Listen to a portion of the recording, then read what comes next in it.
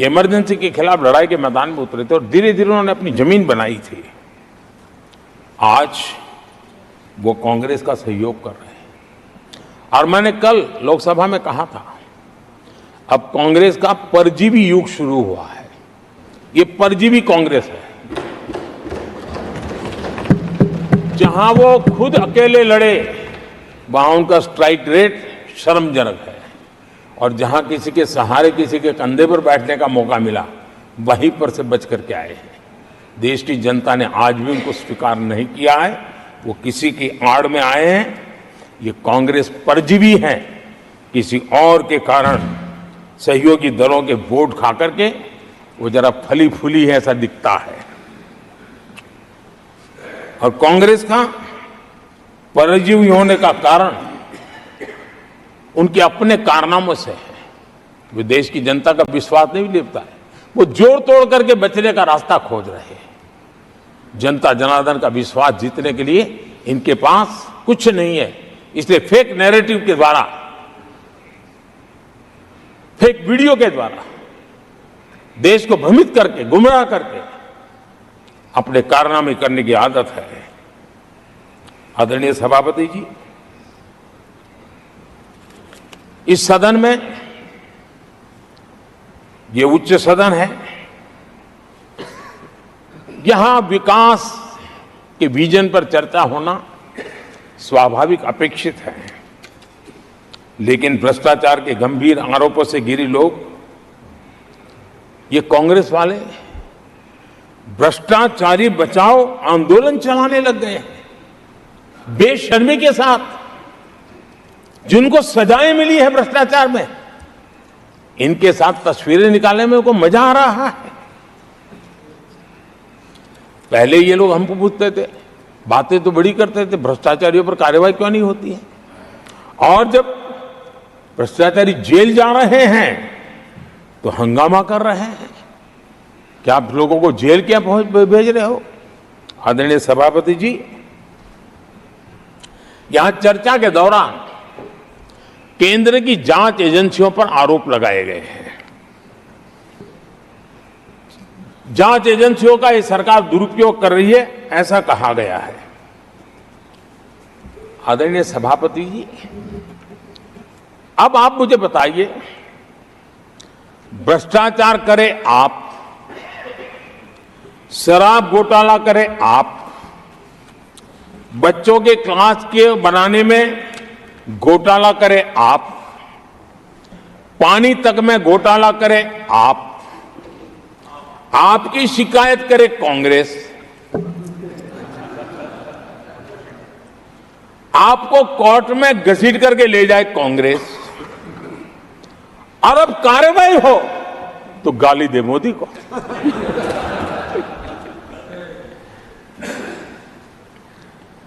और अब आपस में जरा साथी बन गए हैं लोग, और हिम्मत है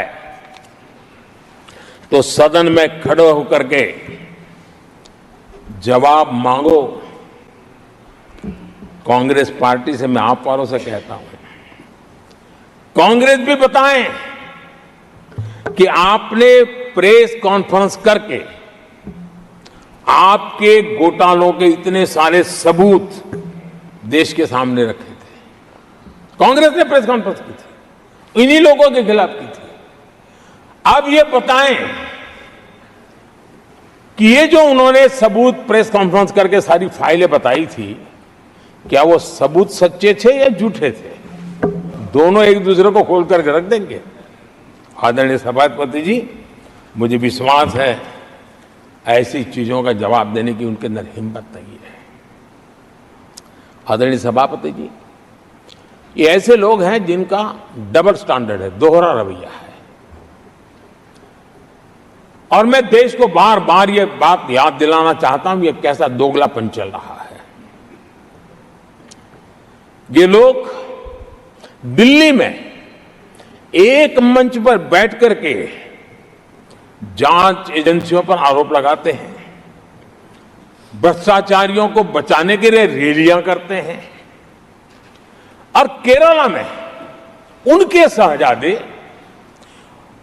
उन्हीं के केरल के एक मुख्यमंत्री जो उनके गठबंधन के साथी है, उनको जेल भेजने की अपील करते हैं और भारत सरकार को कहते हैं कि इस मुख्यमंत्री को जेल भेज दो।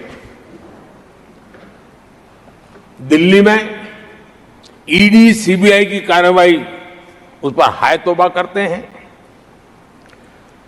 और वही लोग उसी एजेंसी से केरल के मुख्यमंत्री को जेल भेजने की बात करते हैं, शाहजादे। तब लोगों के मन में सवाल उठता है कि इसमें भी दोगलापन। आदरणीय सभापति जी, छत्तीसगढ़ में कांग्रेस सरकार के मुख्यमंत्री के साथ शराब घोटाला जुड़ा। यही आप पार्टी वाले चीख चीख करके कहते थे कि ईडी सीबीआई को लगा दो और इस मुख्यमंत्री को जेल में डाल दो, खुलेआम कहते थे। और ईडी ये काम करे इसके लिए गुजारिश करते थे। उनको तब ईडी बहुत प्यारा लगता है। आदरणीय सभापति जी, ये आज जो लोग जांच एजेंसियों को बदनाम कर रहे हैं, हल्ला मचा रहे हैं, मैं जरा उनकी याददाश्त पर जोर डालना चाहिए, मैं ऐसा उनका आग्रह करता हूं। जांच एजेंसियों का पहले दुरुपयोग कैसे होता था, कौन करता था, मैं जरा बताना चाहता हूं। मैं कुछ बयान आपके सामने रखता हूं। ये पहला बयान है 2013 का। बयान क्या है? कांग्रेस से लड़ना आसान नहीं है, जेल में डाल देगी, सीबीआई पीछे लगा देगी। कांग्रेस सीबीआई व इनकम टैक्स का भय दिखा करके समर्थन लेती है। ये स्टेटमेंट किसका है? ये बयान है स्वर्गीय मुलायम सिंह जी का। कांग्रेस एजेंसियों का कैसा दुरुपयोग करता है, ये मुलायम सिंह जी ने कहा था। और यहां इस सदन के माननीय सदस्य रामगोपाल जी को मैं जरा पूछना चाहता हूं कि रामगोपाल जी, क्या नेताजी कभी झूठ बोलते थे क्या? नेताजी तो सच बोलते थे।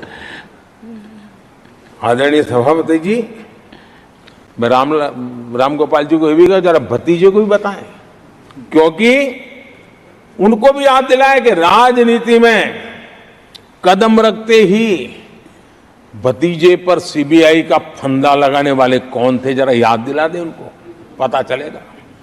आदरणीय सभापति जी, मैं एक और बयान पढ़ता हूं, ये भी साल 2013 का है।